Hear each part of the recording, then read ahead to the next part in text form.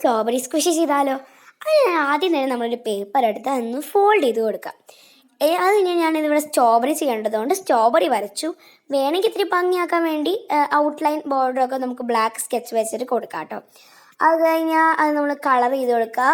ലീഫിന് ഞാൻ ഗ്രീനും പിന്നെ ബാക്കിയുള്ള സ്ഥലത്ത് റെഡും ആ ബ്ലാക്ക് ഡോട്ട്സുമാണ് ഞാൻ കൊടുത്തിട്ടുള്ളത്. പിന്നെ ക്യൂട്ടാക്കാൻ വേണ്ടി നമുക്ക് കണ്ണൊക്കെ വരച്ചു കൊടുക്കാം. പിന്നെ അത് കട്ട് ചെയ്യുമ്പോൾ നമുക്ക് 2 പീസ് കിട്ടും. അത് ഞാനിവിടെ കാണിച്ചിട്ടുണ്ടായിരുന്നു. ഒരു വൈറ്റ് പീസും പിന്നെ മുകളിലത്തെ ഭാഗവും. അത് രണ്ടും നമ്മൾ ഒരുമിച്ച് വെച്ചിട്ട് സൈഡിലൊക്കെ നമ്മൾ സെല്ലോ ടേപ്പ് വയ്ക്കാം. മുകളിലത്തെ ഒരു ഇത്തിരി ഭാഗം നമ്മൾ വിട്ട് കൊടുക്കണം. കാരണം കോട്ടൺ പഞ്ഞി അത് കയറ്റാൻ വേണ്ടിയിട്ട് ഇത്തിരി സ്പേസ് വേണം. അത് കയറ്റി കഴിഞ്ഞാൽ പിന്നെ അതാണല്ലോ നമ്മുടെ മെയിൻ പരിപാടി, സ്ക്വിഷി ഉണ്ടാക്കാനുണ്ട്. അത് ആ ഒരു ഭാഗം സെല്ലോ ടേപ്പ് വെച്ചിട്ട് ഒട്ടിച്ചു കൊടുക്കുക. ഇത്രയേ ഉള്ളൂ നമ്മുടെ സ്ക്വിഷി. ഞാൻ എന്തായാലും എൻ്റെ സ്ക്വിഷി ഉണ്ടാക്കാൻ പറഞ്ഞ റിക്വസ്റ്റ് ഇട്ടവരുടെ പേര് ഞാൻ ഈ വീഡിയോ കഴിയുമ്പോൾ ഇട്ടിട്ടുണ്ട് കേട്ടോ. Bye bye.